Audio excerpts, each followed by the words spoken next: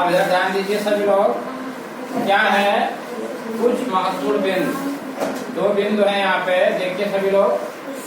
कह रहा किसी भी सम संख्या का वर्ग भी सम संख्या होती है।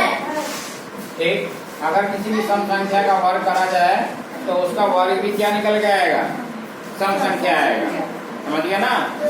दूसरा बिंदु कह रहा है किसी भी विषम संख्या का वर्ग भी विषम संख्या होती है। चलिए हम लोग एक संख्या लेके करते हैं पहले सम के लिए, ठीक है। मान लो कोई सम संख्या लिया हमने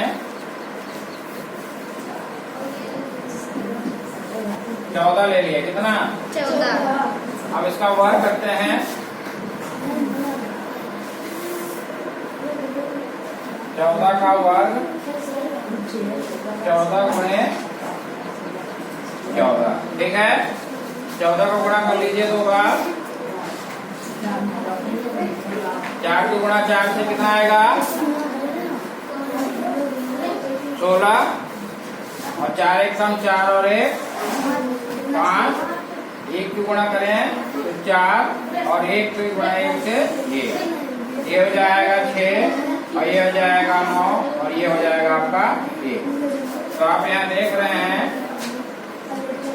कि 14 की 14 से गुणा करने पर 196 आया, कितना 196 कैसी संख्या है, कैसी संख्या है, सम है।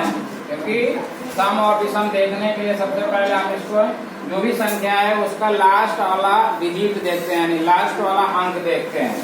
लास्ट वाला अंक क्या है आपका 6 कैसी संख्या है, सम। जो संख्या 2 से कट जाती है वो संख्या कैसी होती है, सम संख्या।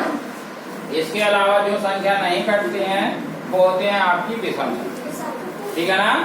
ये सम के लिए हमने निकाल के देखा, बिल्कुल सही आया। अब ऐसे ही कोई विषम संख्या लीजिए 15। विषम संख्या ले लिया 15, वर्ग करते हैं तो हो जाएगा 15 का वर्ग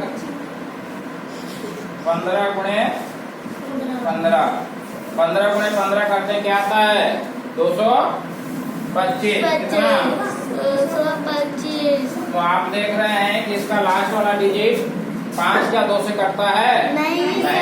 ये भी आपका क्या है 225 जो कि सम संख्या है, समझ गए। तो इस तरीके से आप लोग इसको याद कर लीजिए, किसी भी सम संख्या का वर्ग भी सम संख्या होती है, और किसी भी विषम संख्या का वर्ग भी विषम संख्या होती है। तो पेपर में आ जा रहा है खाली स्थान भरने के लिए किसी भी सम संख्या का वर्ग, फिर आगे खाली स्थान कर दे रहा है, तो आप क्या लिखेंगे, वर्ग भी सम संख्या होती है। इसी तरीके से इसमें आ जाता है किसी भी विषम संख्या का वर्ग खाली स्थान कर देता है यहाँ पे, तो क्या लिखेंगे, विषम संख्या होती। समझ गए सभी? Yes sir. Thank you. Welcome sir.